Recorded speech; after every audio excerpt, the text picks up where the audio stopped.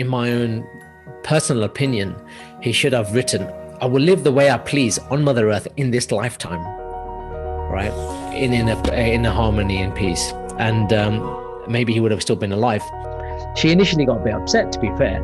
And she said, once you find yourself, you may, go off into the mountains, leave us, And she was scared that, that's what's going to happen. People get frustrated looking for love because they're trying too hard to look. And then when they stop, bang, just appears, right? And then it's just a matter about, usually the answers are underneath our nose.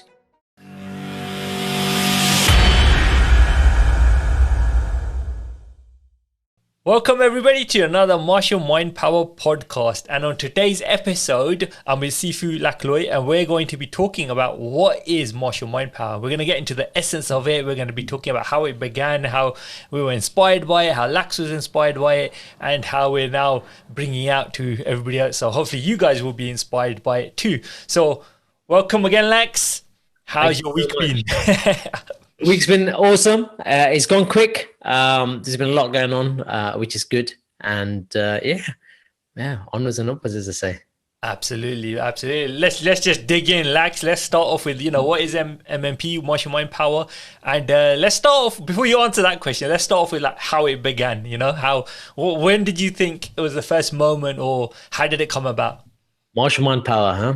So Martial Mind Power, we abbreviate it MMP, and it was an inspired coinage of terms, really. And the story goes back, I would say, to about 2008, thereabouts. And essentially, at that time, I was learning and teaching Bruce Lee's martial art. And particularly, even though I was an instructor in Bruce Lee's martial art called Jeet Kune Do, the art predominantly focuses on just the physical aspect. So while I was learning the physical, while I was teaching the physical aspect of Jeet Kune Do, I started to grow at what I would say a tenacious curiosity and a childlike interest in the mental and the philosophical aspect of Jeet Kune Do. Now, if anybody's seen one of Bruce's earlier books, it wasn't actually published by Bruce himself, but it was called The Tao of Jeet Kune Do. Now, this Tao of Jeet Kune Do book is a collection of Bruce's annotated notes. And basically, what happened was when Bruce Lee died, his wife, Linda Lee, at the time, or widow following his death, was under a lot of pressure from the Jeet Kune Do community to publish his notes, so that people needed the hope, so they could continue on that process. And she also had 2 young children, and this gave her the opportunity to get some money in to provide a bit of financial security for the family. So she did. She handed these notes over, and they were compiled into this book called The Tao of Jeet Kune Do. So the annotated notes that were kind of loosely categorized into sections. And what you'll see in that book is an annotation is, simply Bruce reading somebody else's book and making his own notes, maybe in his own words or maybe verbatim, word for word. And the thing, when you're making notes, you don't necessarily always write down who the inspired author or quote was from. It's just your set of personal notes. And that's all it was, really. Now, when I started reading that, my first copy of Tao of Jeet Kune Do was actually gifted to me by a friend when I first started my Jeet Kune Do training in New York. And so that was in 2007. And he gifted that to me, and I read it back then. And, it was very confusing because there's just a lot in there. There's a lot of interest and an inspiration drawn for lots of different areas. You could talk about, from Confucianism to which is you got Taoism, you got Buddhism, you've got Western philosophy as well included in that. So there was it was a melting pot of inspiration and motivational philosophy that was connected by this martial arts core, okay, or DNA. And so as I was learning and I was going through that, one of the things that I came through later on in life, this was in 2008, was one of my students, and his name was Jatinder. He said to me, "Why don't you read Think and Grow Rich by Dr. Napoleon Hill?" And so I did, and that's when I realized that actually Dr. Napoleon Hill was the gentleman that had provided the process to write your definite chief aim. And Bruce had also written a definite chief aim. And so I connected the two, and I thought, hold on a minute. You've got Dr. Napoleon Hill, who was famous for really being the forefather of personal development movement in America, having sold the highest number of books, especially Think and Grow Rich itself, in across the world, to Bruce Lee here, that's taken that process of writing your own definite chief aim and wrote his own. So I connected those two, and I thought, okay, let me see what's going on here. And Bruce's definite chief aim, I'd like to read it. And I'll show you. I've actually got an image of his definite chief aim in this book, which is this is Bruce's definite chief aim in his own handwriting. And at the bottom, he's got it signed Bruce Lee 1969. And the definite chief aim reads, "I, Bruce Lee, will be the first highest paid Oriental superstar in the United States. In return, I will give the most exciting performances and render the best of quality in the capacity of an actor. Starting 1970, I will achieve world fame, and from then onward till the end of 1980, I will have in my possession $10 million. I will live the way I please and achieve inner harmony and happiness." Now, I'm going to say all of that came true. And, there's a breakdown of this within my book, Master Your Life. And just to kind of highlight and break that down, I, Bruce Lee, will be the first highest paid Oriental superstar in the United States. Bruce died 2 weeks before Enter the Dragon was released on the big screen. That back in 1973 grossed over $25 million. And that's in the US alone, right? So he smashed his $10 million goal, right? Let alone being the first highest paid Oriental superstar. And he definitely went on to be the first major Oriental actor on the big screen in the USA. And I've got to say, worldwide. I mean, he became a phenomenon. Yeah. On that basis, probably safe to assume that Bruce was the first highest paid Oriental superstar in the United States. Now, back then, to the best of my knowledge, there weren't any Oriental superstars on the big screen. Bruce was the first person to make it through. And I think he struggled with the stereotype around Chinese actors, and they were always portrayed as what's referred to as a Fu Manchu type of character, Chinaman with big long mustache, which kind of flows down with this, goofy kind of character that they were always portrayed as back then. But innocent and maybe you could say ignorant times, but at the same time, he suffered as a consequence of that because he didn't like that. So he wanted to break in, and I think he definitely did. His next line was, "In return, I'll give the most exciting performances and render the best of quality in the capacity of an actor." Well, I mean, he's unparalleled today. His excitings are still revered as a pinnacle of martial artistry on the big screen. Everybody that's anybody in martial arts has, in some way, shape, or form, has been inspired by Bruce, and has been the whole journey. Their martial journey has been inspired by him in some way, shape, or form, and that could be in a way that it's been inspiration because they love him, or they hate him and they want to be better than him. Right? Either way, it's had a positive impact because is egged people on to surpass that in their own way.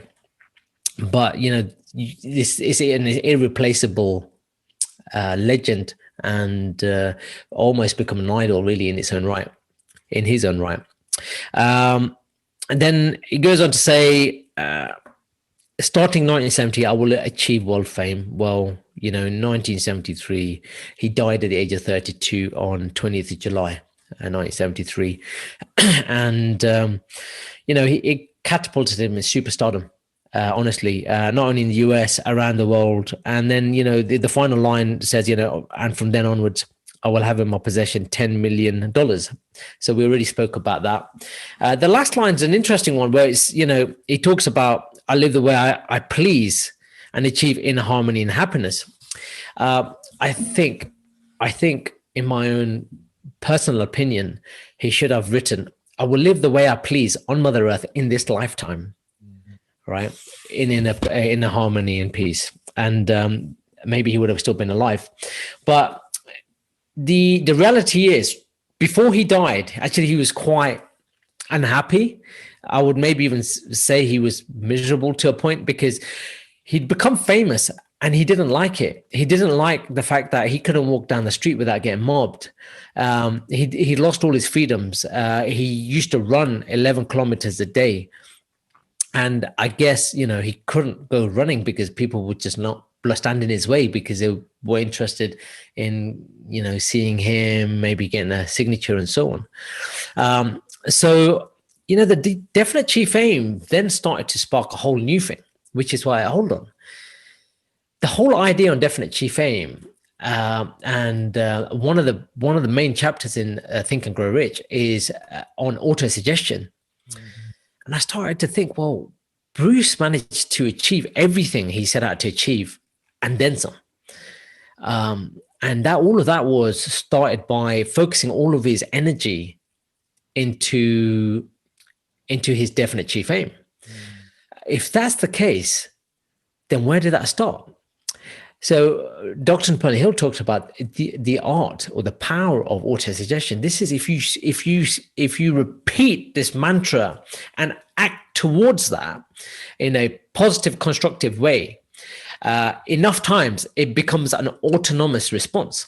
In other words, subconscious. It becomes part of your DNA, part of your unconscious thinking processes.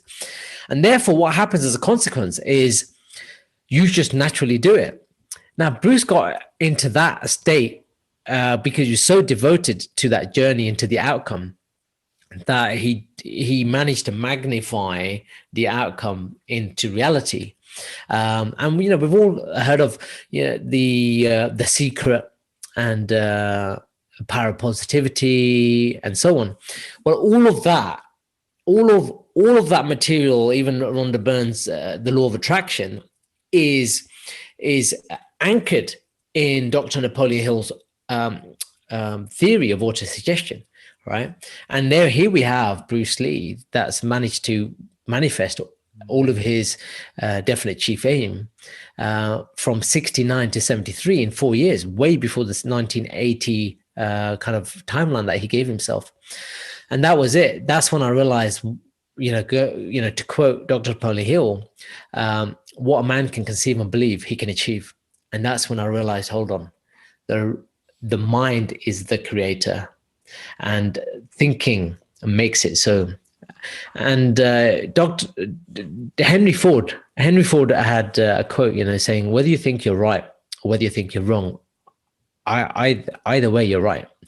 In other words, thinking makes it so. So, what you believe and what you think and what you constantly constantly repeat in your mind's eye will become your own reality. Something Deepak Chopra also said is that every cell in your body is listening to your thoughts. And we have to now dig into that a bit deeper, because what Deepak Chopra was actually referring to was your body is a mass of chemicals, and if you think in a positive way, you've got let's just say, a chemical mix in your body that is lending itself to being in a positive state. If you always in a negative state, then all the chemical state in your body is going to lend itself to reflect your negative state. And what happens is your cells become used to being in that chemical saturated state all the time. So if you've ever met somebody that moans all the time, that's always depressed, moaning, and kind of what I call energy vampires, is because they've become so used to being that way, so used to being in a negative state, that their cells have got addicted to being negative. Right? Because if you try and change that, the cells are, oh, no, I want that chemical state back. That reminds me of a story of, I think it was Les Brown who shared it once, about how, I don't know if he did this or whether he heard this story as well. And he said that he used to walk past his house, right? And there's this guy sitting on his porch and there's a dog next to him. And every time he goes past, the dog is moaning and groaning, right? So he goes one day, he's moaning and groaning. Goes the next day, he's moaning and groaning. Goes the day after, he's moaning and groaning. And then he said, this is weird. So he goes up to the owner and said, look, dude, what's the matter with this dog? Why is he moaning and groaning? He said, because he's sitting on a nail. He said, if he's sitting on a nail, why doesn't he get up? And he said, because it doesn't hurt bad enough. Right? So he's just there getting used to what's going on, and it's not hurting bad enough, so there's not doing nothing to change that, right? Absolutely. And this is the thing. You're funny you said it doesn't hurt bad enough, right?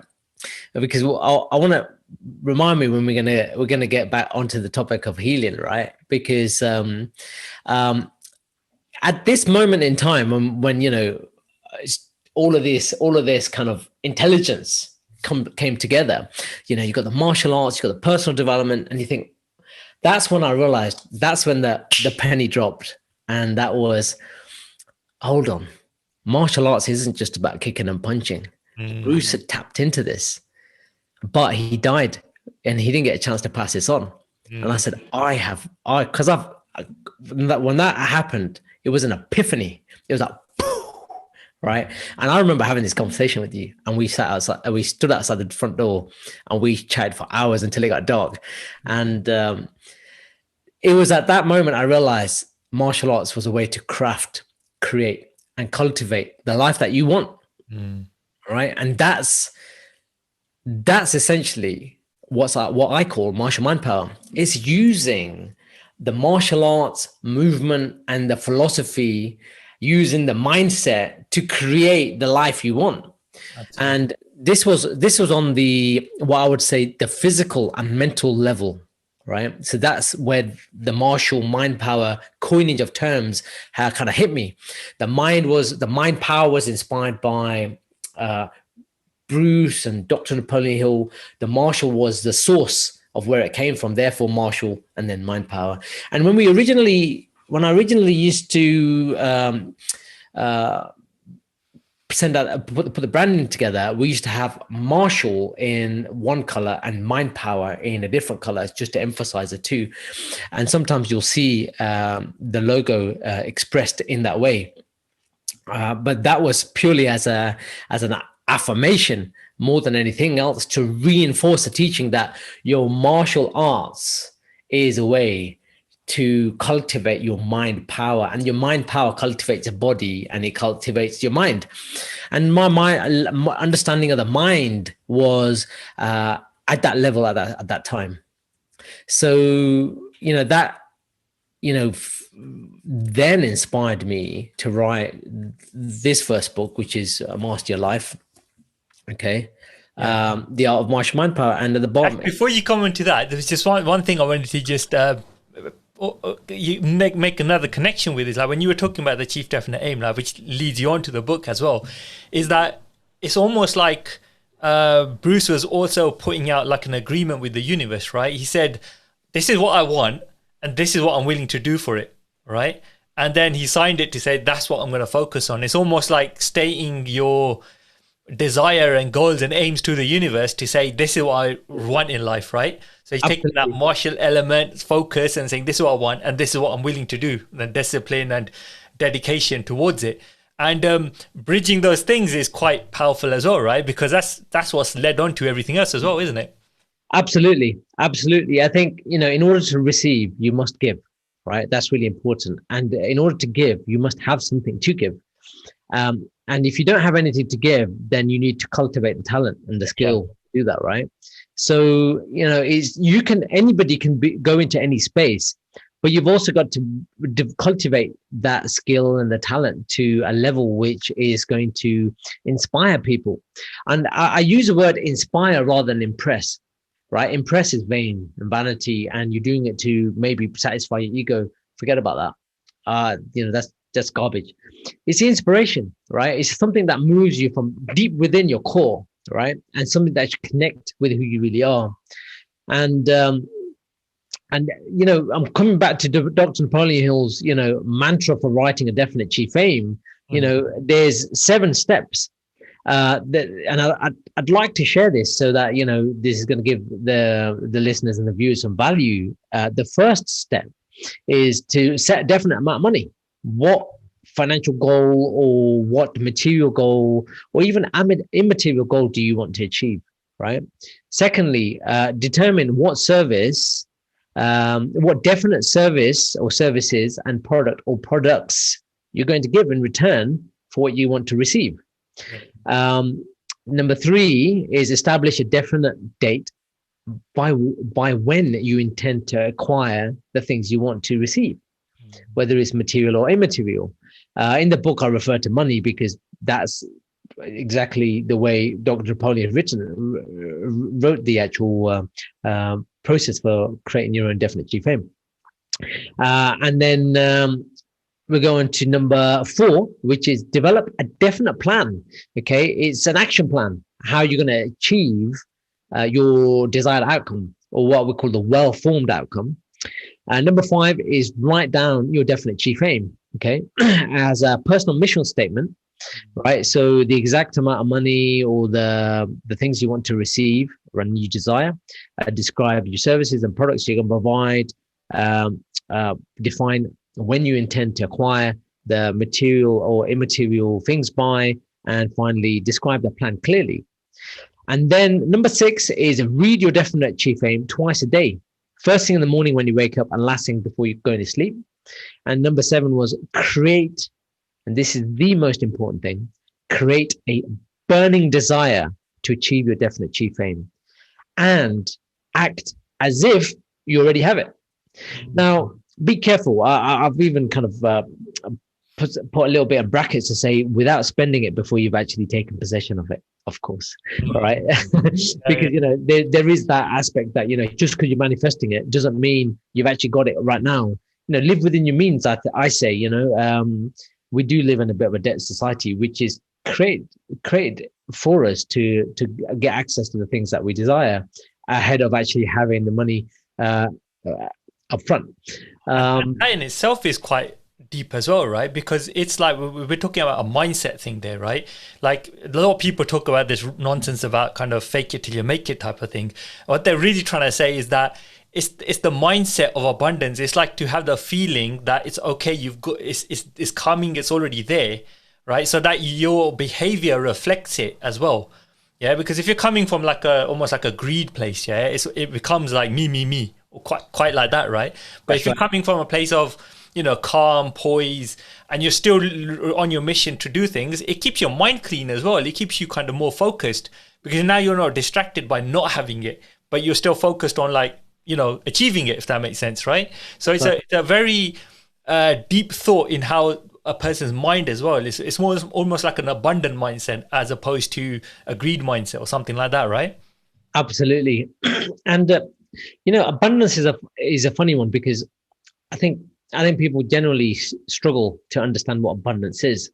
But the best way to describe it is and one of my students actually had a moment of inspiration. His name's Tom McGraw, and he said, you know, you've got to have it in order to give it away.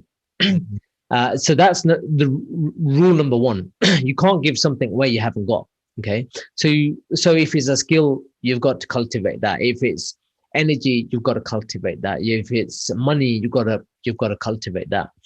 So that leads me on to abundance. Now, problem is when people want to help other people, what tends to happen is they'll take their, let's just say, cup of water and start, giving it away to people. And what's going to happen is the level of their cup is going to drop, right? So the idea is that's going to leave you depleted.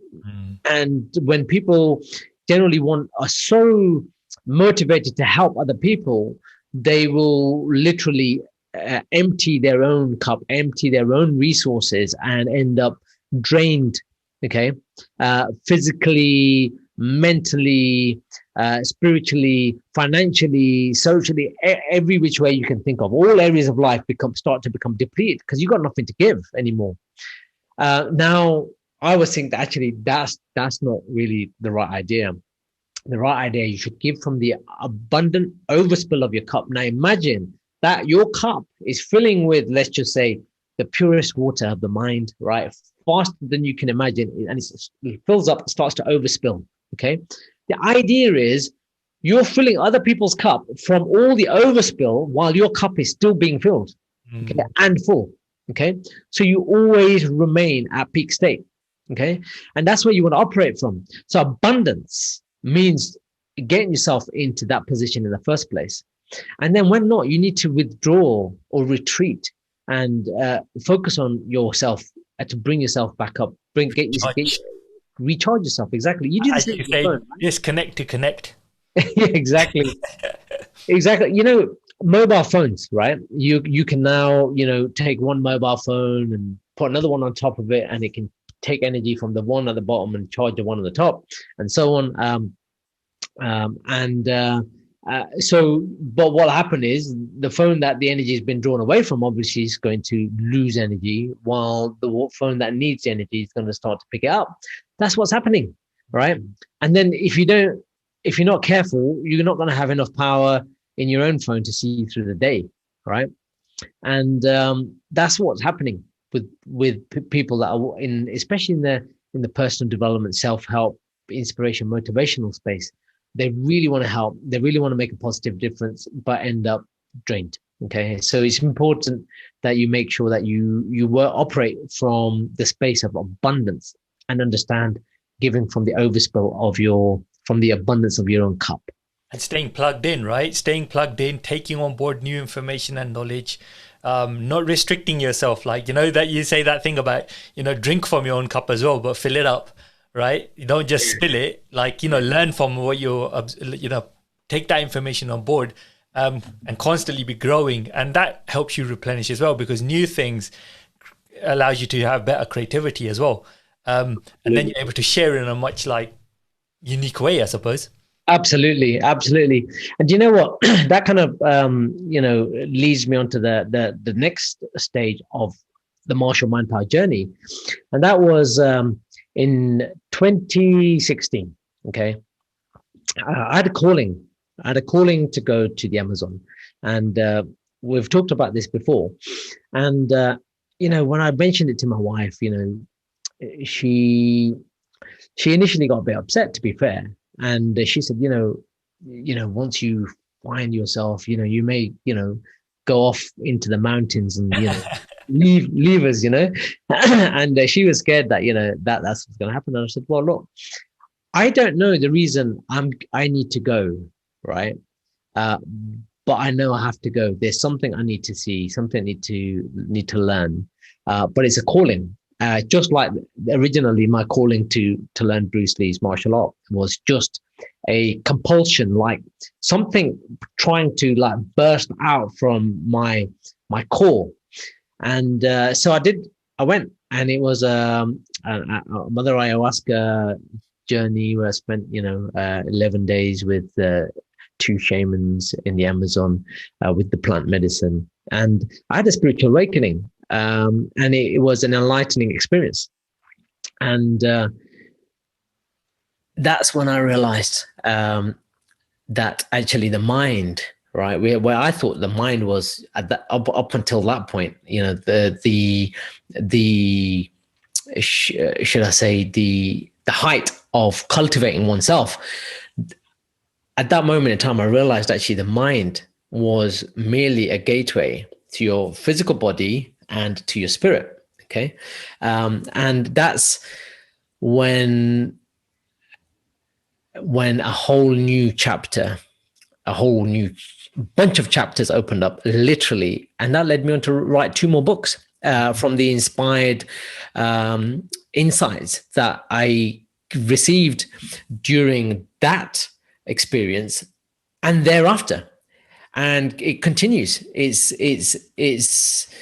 once you're awake, you can't go to sleep, and you just keep getting what I call divine downloads. You just keep getting messages like that. You just keep seeing things. You just keep connecting things, and that wisdom is awake and alive inside you. And that led on to writing the following 2 books, which was The Art of Thinking Without Thinking, which was about self-realization, and Original Truth, which is about living consciously using the martial way. Again, kind of hinged around the martial arts core and martial arts theme, but just using that as a new tool set, a new modality to help you reveal your physical, mental, and spiritual path. And so that became an expansion of a natural expansion, an organic expansion of what martial mind power was. Not just physical and mental, but physical, mental, and spiritual. And,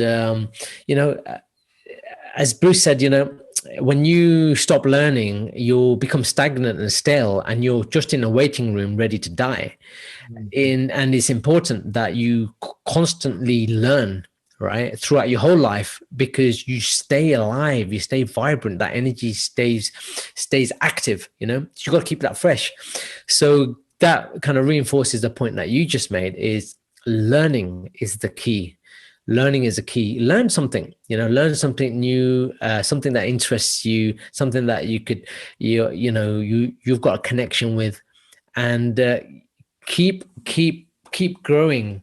And as you grow, it's going to have an inverse effect. And what that means is, rather than getting bigger and bigger and bigger and bigger, right, in your essence or yourself, what you're actually going to start to understand is you're not self, and that is hacking away the unessential. So what's actually going to happen is more knowledge, more understanding of self, others, and the environment.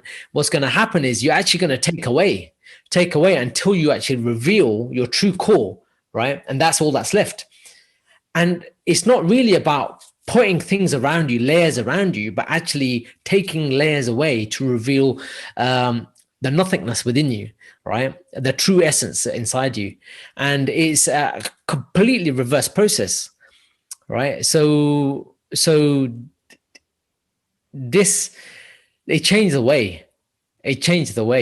That's all I can say. Yeah, no, absolutely. I mean, the other thing that's popped into mind when you're sharing that is that, we heard those terminologies about, think outside the box, for example, right? And it's like what you're saying, like, we go through life, we're not taught how to think necessarily.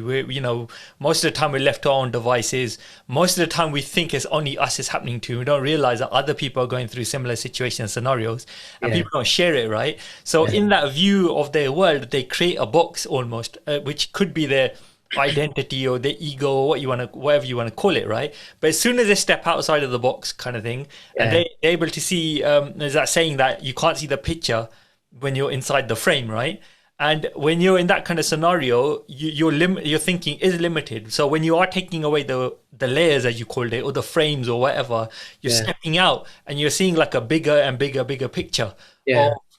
almost like this situation or scenario, and it gives you more perspective around what's going on. Because most of the time is we think in black and white, we think it's either this or that, but we don't realize that actually those two things are working synergistically. So if we observe those things together, Yeah. there's probably something bigger going on, right? And that's what allows your brain to kind of expand as well. Absolutely. I'm a firm believer that thinking outside the box is still limited. Okay. And the reason for that is because you have a box. And this box, let's just say there's a box here, right? This box, you're either in it, you're outside it. If you're outside it, you're fearful that you might fall in it. And if you're in it, you're fearful you can't get out of it. Or you don't know there is an outside. The problem is there's still a box. There's still a boundary. And I'm a firm believer, because so I'm just thinking like people watching the video version of this podcast, they're seeing us in a frame, and that frame is allowing them to zoom in and focus in on what's actually being said, right? But then when you take the frame away, then you have like YouTube and everything else and so much other things. So it works in that way as well, right? Absolutely. It's all about perspective, right? And I'm a firm believer that actually forget about the box. Yeah. Why don't you put yourself at the center of a circle without a circumference, all right? And then go wherever you want to go, right? Obviously, if you got direction, then it's better because you can focus your energy into cultivating and creating and crafting the life that you want, and taking it into that direction. So that should really be the way you invest your energy, and this is not just your physical energy, but your financial energy, your intelligence, and your intelligent energy, and so on, so that you can. Nice quote that Bruce Lee used to say: "Use no limitation as limitation, and use no way as way." Right? Yeah, use no way as way. Use limitations use no limitation as limitation. Yeah. So what that really is talking about is that if somebody says that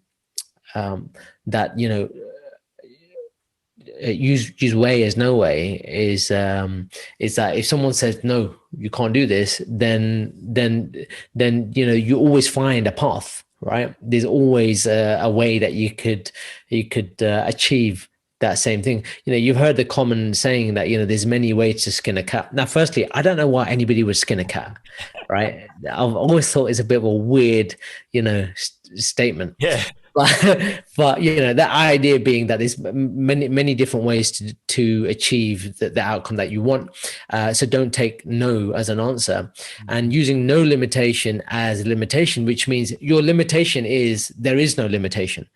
All right. It's like being at the center of that, the circle of without a circumference, which is you're all of a sudden you imagine there's a circle, but there's no circumference. So there's not even a circle, right? So you can go in the direction you want to go, right? So that's the first thing. And the second thing I wanted to share was the learning positions. Now,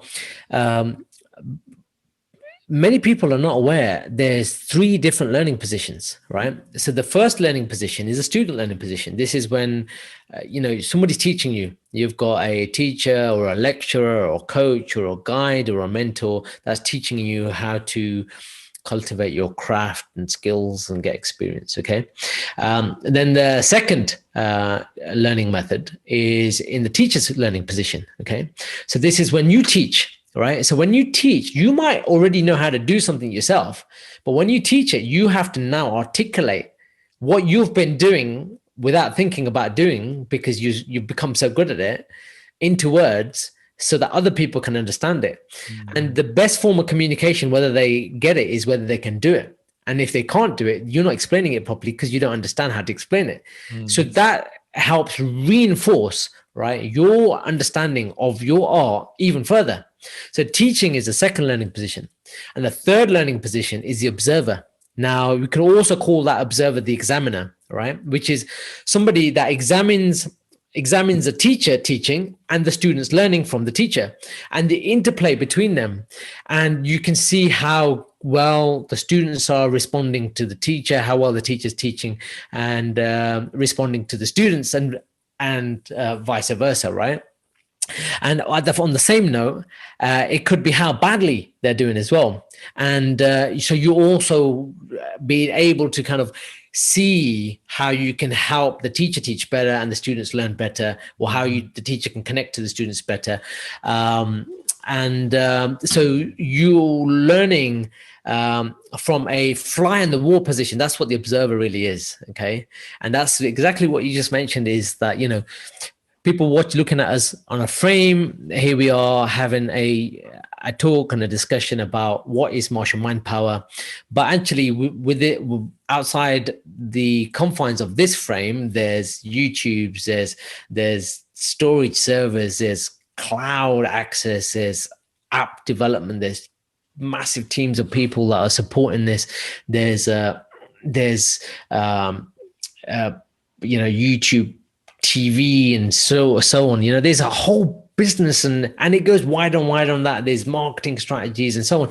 It's much bigger than this. And the question is, can you expand your mind enough to be able to see that?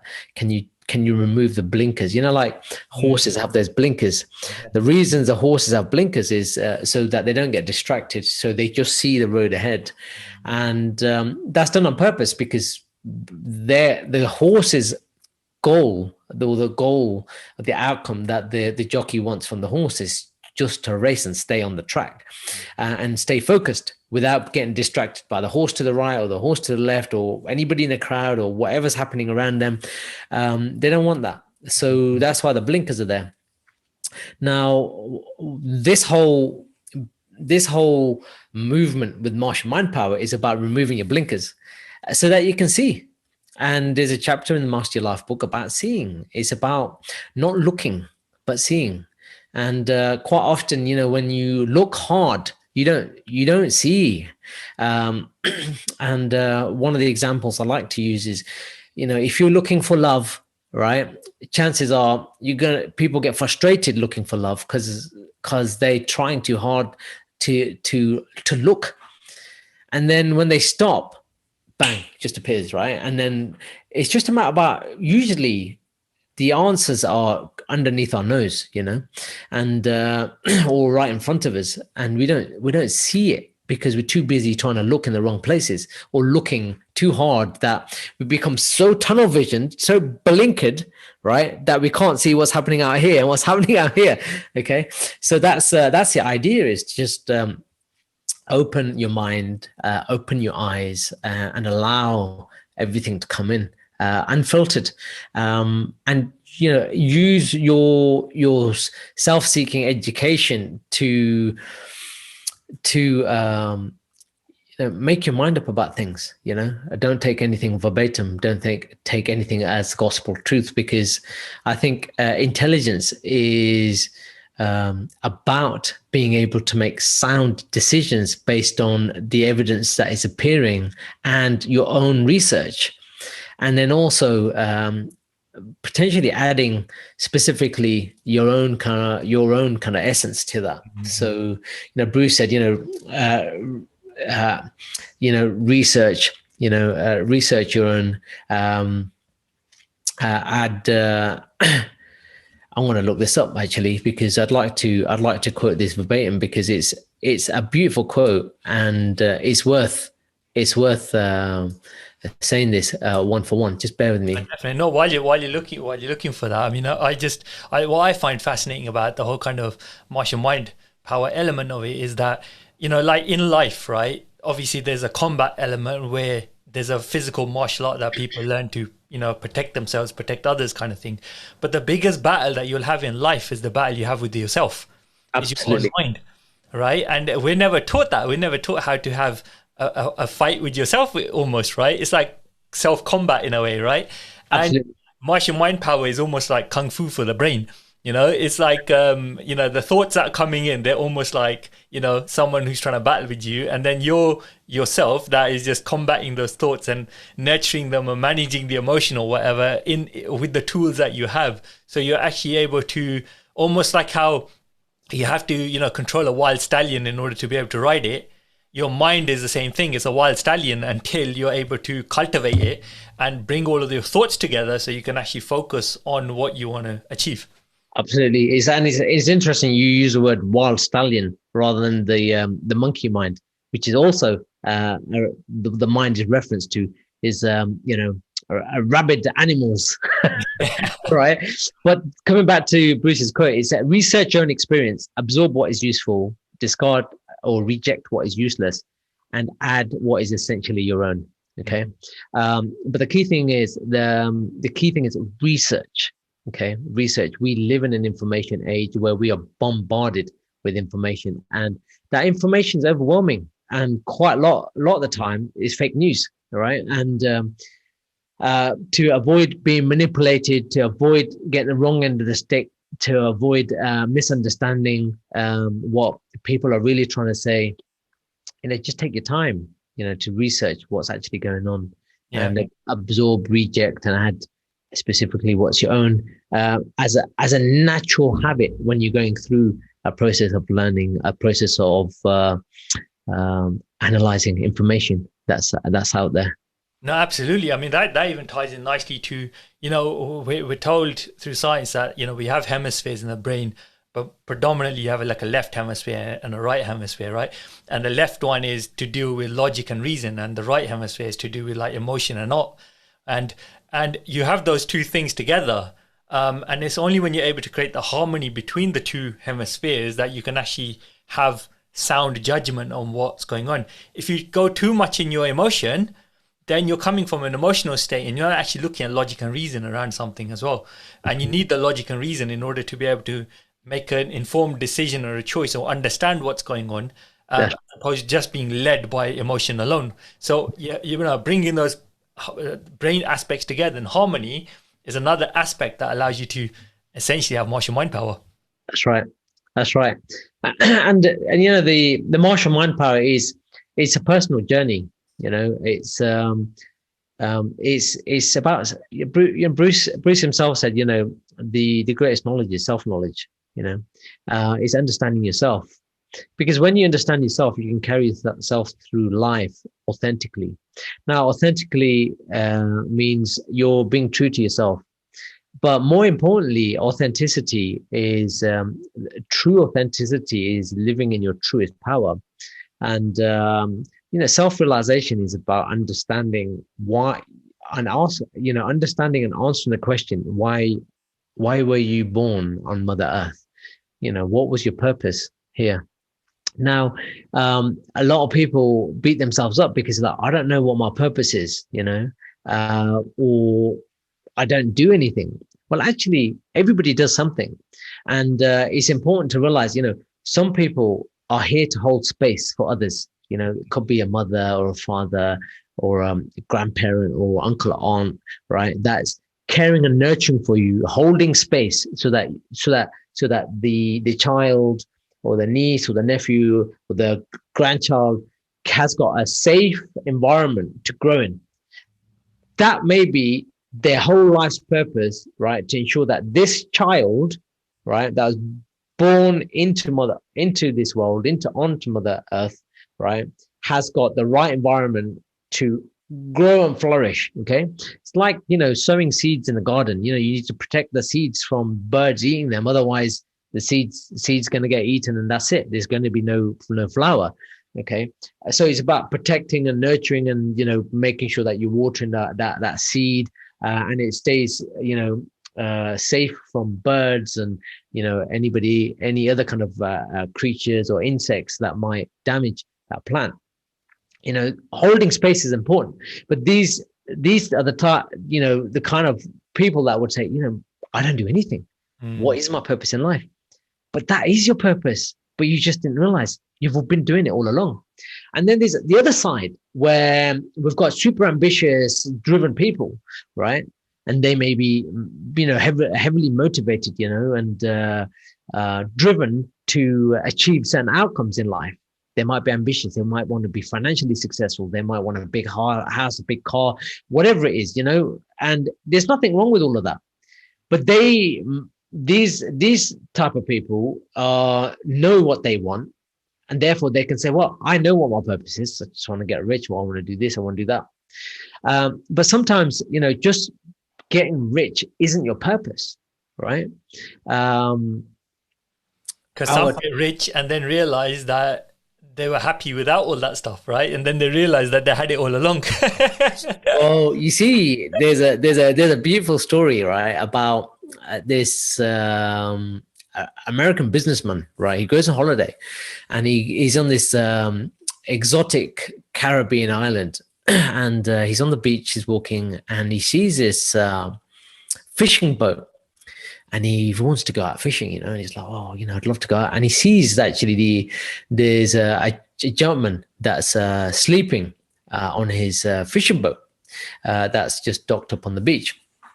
So he goes, excuse me, sir, would you be willing to take the boat out and do some fishing with me? And he goes, yeah, sure. He goes, all right. So he, gets ready, asks the gentleman to jump on board. So they go out and they start fishing. And the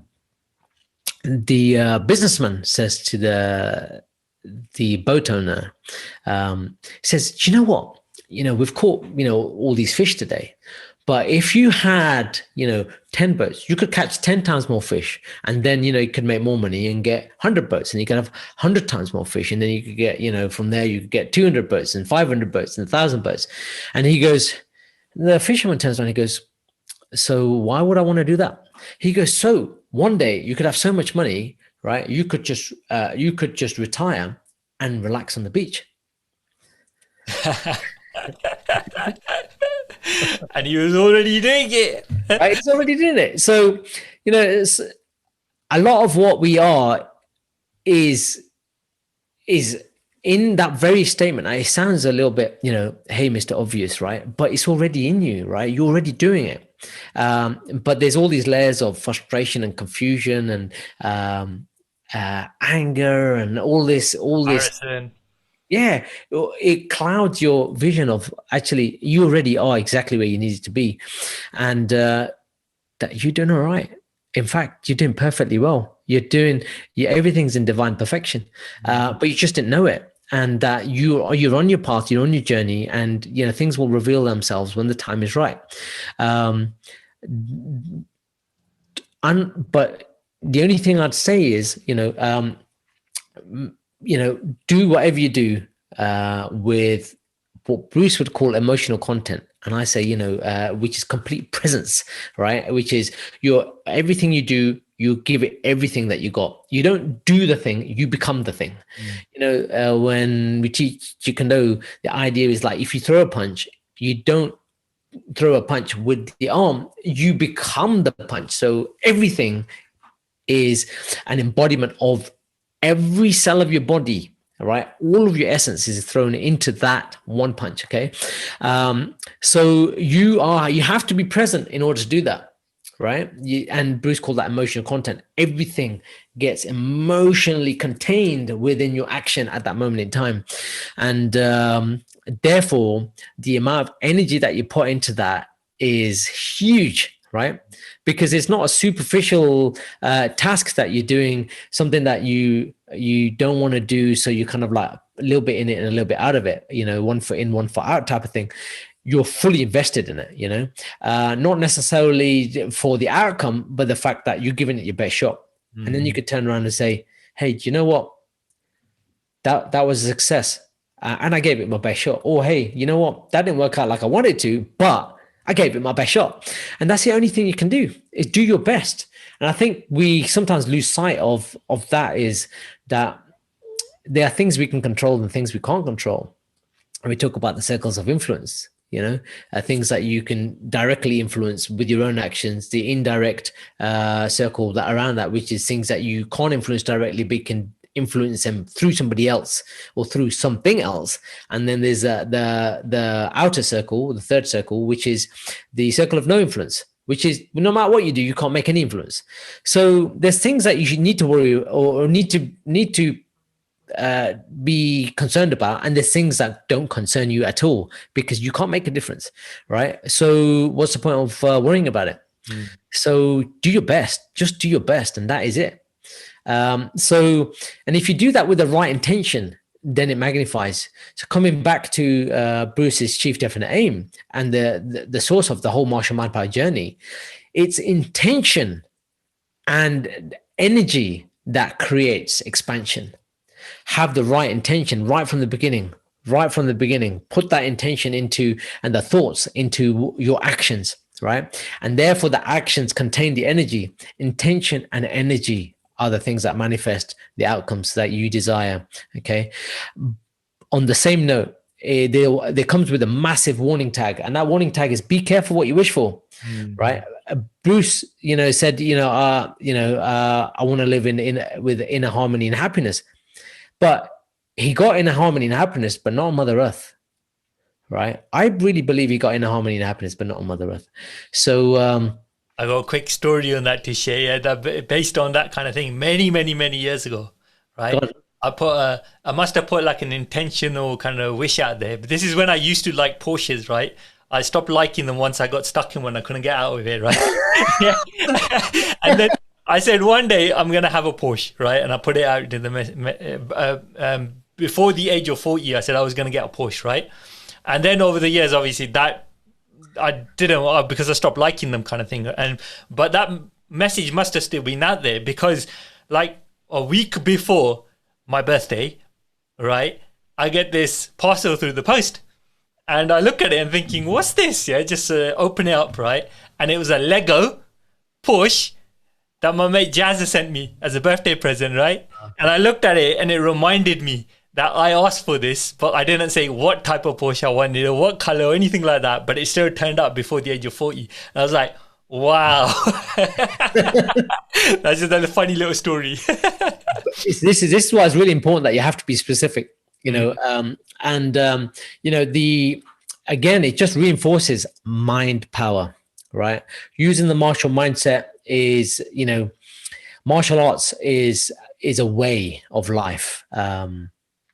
And we can also refer it as the way. You hear Mandalorian talk about the way. It's the way. It's a martial way. It's a way of living. It's a way of being. It's a way of doing. All in one. But those are different stages.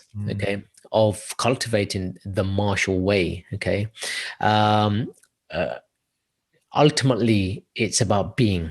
Okay, doing will get you to getting into the being stage. Okay, being is a stage of contentment where you're no longer focusing on the doing part. You are being what you meant to be, even though you might be doing the task, but the doing is no longer a focus, right? So, allow yourself, right, the time to cultivate that over time, because it's a journey, right? And it does require investment from you. You've got to have skin in the game. You want to get something out of this, you've got to have skin in the game. Don't think that you're going to get something for nothing. Definite chief aim starts with that right at the beginning. What are you going to give? What products, what services are you going to give in order to receive what you want? Yeah, ask what you receive in your first line of your definite chief aim affirmation, but what you're going to give in return. Exactly. Right? And what's that going to look like afterwards? So be clear, and, the martial mind power, the teachings are not just about manifestation. It's about self-creation. Right. And self-knowledge. There's two aspects to this. And the first aspect, where we were talking about the physical and the mental, was about your self-mastery aspect of things. Okay. But that self-mastery then also goes beyond the mind to self-realization. Okay. So this is the spirit element of it. And we must remember that when we go to a gym right? We exercise our muscles to get stronger, to build endurance, to develop flexibility, mobility, to develop our cardiovascular system, and so on. Likewise, if you're going to train the body, then you also need to train the mind. This is why learning is important, right? This is why thinking important. It's also by ensuring that you're protecting your mind, right, from toxic thoughts. Okay, and there's many factors for that, but protecting your mind as well, right? And then the final aspect is you need to start training your spirit. Now, who goes to a gym to train the spirit, right? There's this is a new concept, right? If I'll put it that way, a gym for the spirit, but that's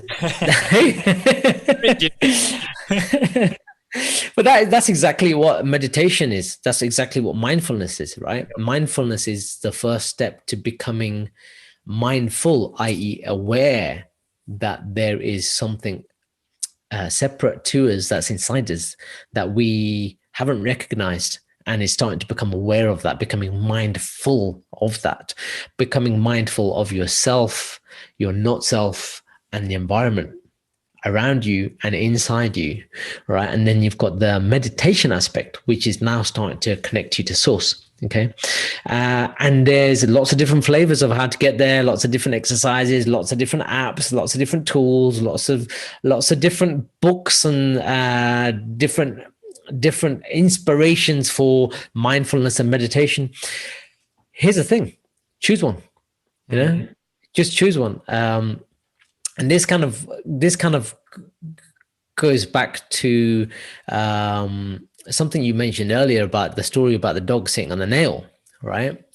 In the end, what we're trying to do is we're trying to self-heal our body, our mind, and our spirit so that we can really sit with ourselves. And if you can heal your body, your mind, and your spirit so that you can sit with yourself, we are ultimately self-healers, right? And we're looking for ways in which we can do that, in ways in which we connect with. Because you're not going to choose a healing method that you don't believe in, or you don't agree with, or you're not interested in, or you have to believe it. We already, started off by saying, what a man can conceive and believe he can achieve. And I use the word man because that's the terminology that Dr. Napoleon used, but it's all people, right? Just to be PC there for a moment, but I hope you all get that message. But the key thing is that that healing is about self. It's all about self-healing, and only when you know that you're self-healed and you're now abundant, and now that your glass is now overspilling, are you able to give it away, and then you become a healer of other people. And you will find that you will want to share that.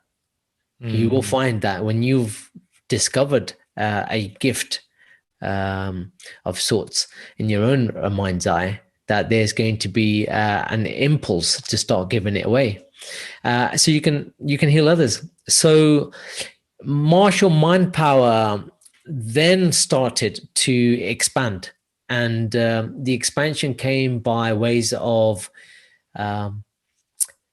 creating a ripple in the ocean of consciousness. Now, what does that mean? So the idea was to spread the amazing stories behind how people that have gone through their own martial mind power journeys, their own journeys of success, but those successes were inspired by martial arts in some way, shape, or form. And that gave birth to Martial Mind Power Talks. And what I wanted to do as a consequence of that was to invite people onto a TED Talk style platform to share the secrets on how martial arts inspired them and motivated them and helped move them towards achieving the success in their field of mastery. So they're masters, right? these are masters that have cultivated and achieved that success through some martial art, philosophy, or movement, or teacher, or something related to martial arts that has lit their light. Okay, that lit their candle and caused that light and that flame to grow brighter and brighter and brighter. So I wanted to start to share that out into the world. So Martial Mind Power Talks was born as a consequence of that. And it's funny that you say that as well, because most of the time when we've like listened to those talks and people have shared, they're not even necessarily the physical element of something which is changed something or woken them. It's always been the mental mindset element of it which has sparked something within them, right? And that's the bit. It's almost like unleashing the warrior within. That's the thing that then makes your body element kind of follow on from that as well. And that's what's so powerful about it, is because it's like it starts with the mind. That's right. Like filters through with everything else. That's right. You're right. It's not all physical. Most of the people, most of the speakers have made a massive impact in using the physical martial arts to inspire something much greater in themselves or other people. I implore our listeners to go to Martial Mind Power Talks website, which is mmptalks.com, to have a look at some of those talks and listen to them and hopefully be inspired by those talks and see how listen to them on the MMP podcast as well, because they'll be there, so you can listen through all of the current seasons that are available. We've got people from a wide walks of life, wide variety of places. We've got a neuroscientist, we've got a neuroscience coach, we've got a doctor that uses both modern medicine and holistic medicine to help heal people using a martial mindset. We've got people that are using a laser-like focus to achieve success in their life. We got people that are always in the right place to help save people, right, when they're in about to die, and not fazed by just jumping right into it, because they're used to and cultivated the sensation of being in an adrenalized state, that they know exactly what to do, and the list goes on. And we hope to do more in the near future once the pandemic opens up. And we also chose not to do them by Zoom, purely because we wanted to have the personal talk delivered by the speakers themselves, to embody the message in person on a stage, and deliver it through their whole body language, rather than from the waist upwards on a Zoom call, for instance. So we expect to share more of those in the near coming future, and hope to inspire people through the talks as well. So it's just, and again, it's just another way of giving, as part of a kind of more of a social enterprise type of work that we're doing, to really share the essence that martial arts is really powerful, and can really move people to whole new heights, physically, mentally, and spiritually. So take that as you will. Absolutely. That's amazing stuff. We know how wide and far expanding the martial mind power element of things is. If you were to summarize it into a few words, right, what could you say that martial mind power is about?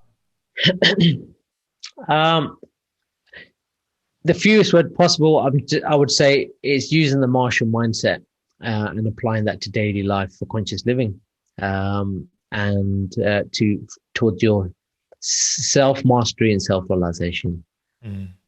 And that kind of really brings in all the key elements, but those elements are infinite. Once you realize yourself, you're an infinite being. Therefore, you are everywhere and nowhere all at the same time. and it becomes a much bigger topic. But yeah, martial mind power. If you're interested in martial arts in any way, shape, or form, you don't have to be a practicing martial artist. You could just be somebody that's inspired by martial artists on the big screen. You could be inspired by martial arts writers. You could be inspired by martial arts philosophy. You could be inspired by anything that connects martial arts in an abstract way, and use that divine wisdom to really connect with your true self, your true authentic high self. And when you step into your truest power, something amazing is going to happen. Number one is there is no fear anymore, because now you'll realize who you are, why you are the way you are, and that the reason you're here, and whether you're here or not here, it doesn't matter. Okay, you know exactly what to do, how to do it, and you attain a state of fearlessness. Now, that doesn't mean you become cocky and arrogant. It means you become contented and you're happy with where you are, and you now have no fear of moving on after this lifetime, and therefore you can carry yourself in this lifetime with complete effortless ease and buoyancy. Okay, and it just becomes light, right? So if you are looking to attain that state in your life, you're looking to really understand who you really are, or you're looking to really find and deliver on your own dharmic path, the reason you put here, then you've got to do the work. And if martial arts is something that interests you, then this, as I understand, is the only program that we've got to help people use martial arts towards self-mastery and self-realization. And I wish there were more. I'll be honest with you, I wish there were more. And hopefully more and more people wake up, and more people have something to write about in this space, to spread this divine wisdom, to help other people heal physically, mentally, spiritually, because it's not about me. I'm one person, right? I'm one person. How much impact can one person make? You need to spread this knowledge. You need to spread this wisdom. You need to spread the light, right? So other people can also awaken and spread it onto other people as a ripple in that wave of consciousness. And that's exactly what this is. This martial mind power is really a movement. Is a movement to wake people up that are interested in using martial arts as their tool set. So on that note, I hope for those people that connect with some of the things that we say, that took value for some of the things that we've said here, will take their tenacious curiosity and their childlike play, and look further into martial mind power and kind of work that we're doing, and become part of the movement, work on their self-cultivation. And the beautiful outcome of this is, more conscious people are, the world will be a better place. And guess what? I've never wanted to create legacy. I don't care for an image or a brand or anything. But if you can raise human consciousness, even if it's one person, right, you've left the world in a better place. Okay, if you could make a positive impact on the planet, right, by nurturing Mother Earth, right, that's housed us and accommodated us throughout our lifetime, and may done something positive in that respect, then you've left your life, right, when it comes to that point, in a better place than when you first arrived. And that is an amazing achievement. No money in the world can buy that. Okay.